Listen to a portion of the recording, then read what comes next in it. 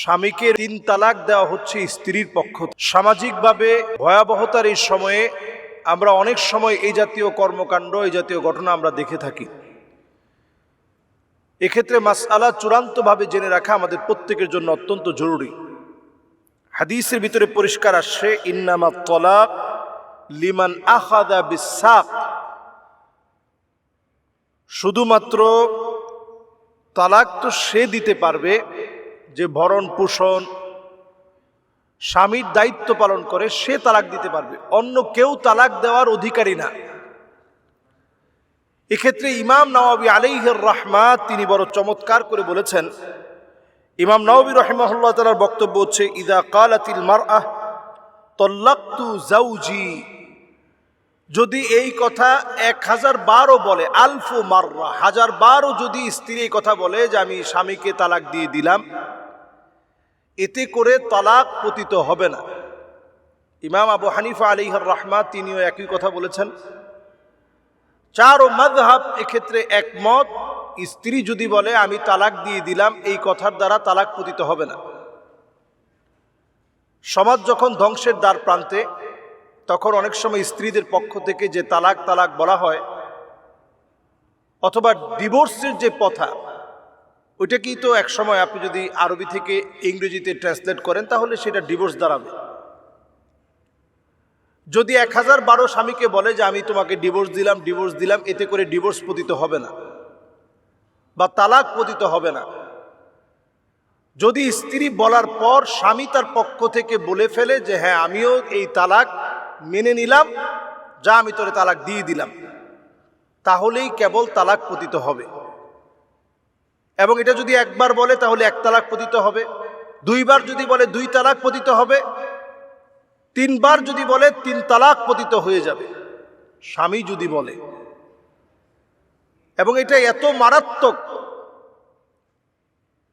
সালাসুন জিদ্দুহুন্না জিদ, 3টা বিষয় এমন আছে যেটা হাসতে হাসতে বললেও পতিত হবে। এর মধ্যে একটা হচ্ছে বিবাহ শাদী। ইজাব কবুল যদি কেউ হাসতে হাসতেও বলে তাহলে ইজাব কবুল হয়ে যাবে।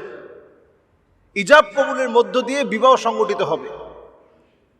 আরেকটা হচ্ছে তালাক, এটা যদি কেউ হাসতে হাসতেও তালাক দিয়ে দেয় তাহলে তালাক পতিত হবে। আর এর পরেই আরো একটি বিষয় হচ্ছে আর রুজআহ, স্ত্রীকে ফিরিয়ে আনা। এটা যদি কেউ হাসতে হাসতেও বলে যে তোমাকে ফিরিয়ে আনলাম, 1 তালাক দেওয়ার পর স্ত্রীকে জড়িয়ে ধরলো, হাসি তামাশা করলো, এর দ্বারা সেটা পতিত হয়ে যাবে। আমরা বাংলাদেশে দেখেছি জনসম্মুখে পুরুষকে পেটানো হচ্ছে। আমরা নারী নির্যাতনের অনেক মামলা দেখি, জনসম্মুখে একজন পুরুষকে এভাবে পেটালো তার স্ত্রী, সেক্ষেত্রে স্বামী কিচ্ছু বলেনি, সহ্য করে নিয়েছে। এমনকি স্বামীকে জেল খাটিয়েছে, স্বামীর নামে মামলা করা হয়েছে। নারী নির্যাতনের ব্যাপারে আমরা খুব সচেষ্ট বাংলাদেশে। এটা যে হয় না তা না, অনেক সময় অনেক পুরুষ অনেক জুলম করে, তাই বলে যে পুরুষ নির্যাতন হয় না এটাও না। পুরুষও নির্যাতনের শিকার হয়, কিন্তু নারীর মামলার ভয়ে অনেক সময় কিছু করে না।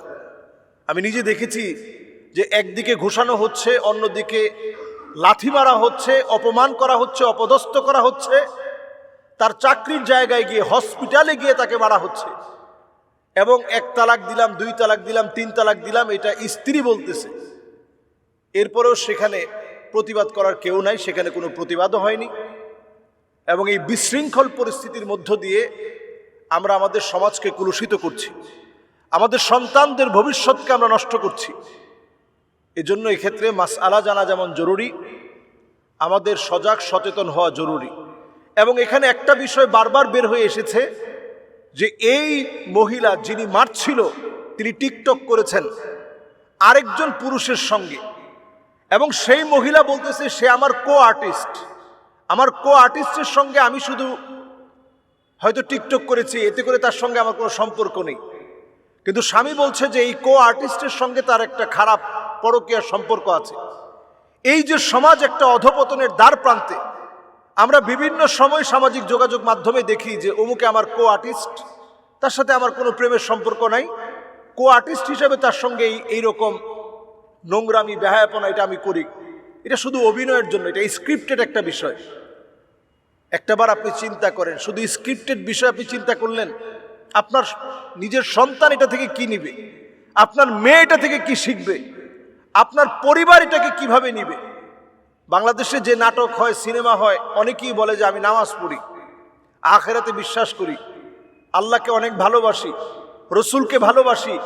যদি আপনি আখিরাতকে ভালোবেসে থাকেন, অনেকে যেভাবে একেবারে ডাইরেক্ট ইসলামের দিকে ফিরে আসছে, একেবারে টার্ন করে পুরাপুরি ফিরে এসেছে, এইভাবে ফিরা ছাড়া আপনি শুধুমাত্র নামাজ পড়েন অথবা আপনি বলেন যে আমি ইবাদত বন্দেগী করি, আল্লাহকে মানি, এটার মধ্য দিয়ে আপনি কিন্তু মুক্তি পেতে পারবেন না। স্ক্রিপ্টেড বিষয়ে আপনি অভিনয় করার আগে নিজের জীবনটাকে একটু সাজিয়ে নেন, একটু গুছিয়ে নেন।